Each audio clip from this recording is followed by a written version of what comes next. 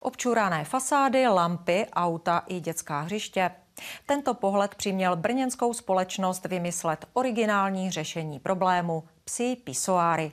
První už fungují v brněnské městské části Líšeň. Společnost, která s nápadem přišla, si chce netradiční zařízení nechat patentovat. Víc o záchodcích pro psy nabídne taky pořád Týden v regionech. Dívejte se v sobotu ve 12 na Jedničce.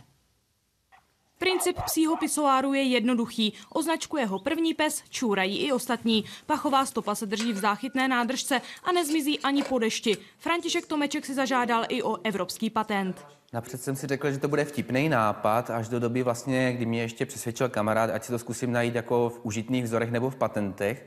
A tam jsem nic takového neobjevil. První městskou částí, která si psí pisoáry pořídila, je brněnská Líšeň. Radnice si vybrala především ty lokality, kde se střetávají sociální skupiny, především rodiny s dětmi a pejskaři. Rádi bychom, aby psi močili na jednom místě a neobčurovali fasády domů, případně pouliční osvětlení a zároveň tedy, aby to nesmrdilo úplně všude, ale aby to bylo koncentrováno na jednom místě. Tento roh domu v centru Brna počurají denně desítky psů, stejně jako tento strom v brněnském parku Lužánky. Jak zelení, tak fasády trpí.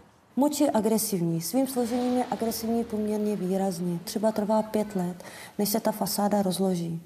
Ale zanechává to ošklivé mapy a znáte to sama, že když vstupujete potom do dveří, jsou občurané z pravé strany, z levé strany. Zatím nejvíc psích pisoárů míří z Brna do Rakouska, kde na Vídeňské veterinární fakultě brněnská společnost pisoáry testovala. Logicky si tak právě tam našli první zájemce. Barbora Žítková, Česká televize, Brno.